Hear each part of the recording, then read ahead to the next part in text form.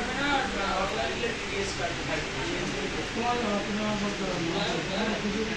মানে চালু হয়েছে? মানে চালু হয়েছে? ক্যাশ নেবেন অনলাইন? ক্যাশ নেবেন অনলাইন? হ্যাঁ ক্যাশ নেবেন। তুমি নেবে কোনটা? অনলাইন করলে 5% টিডিএস কাটবে আর ক্যাশ নিলে টিডিএস কাটবে না। গাড়ি ক্যাশ নেবে।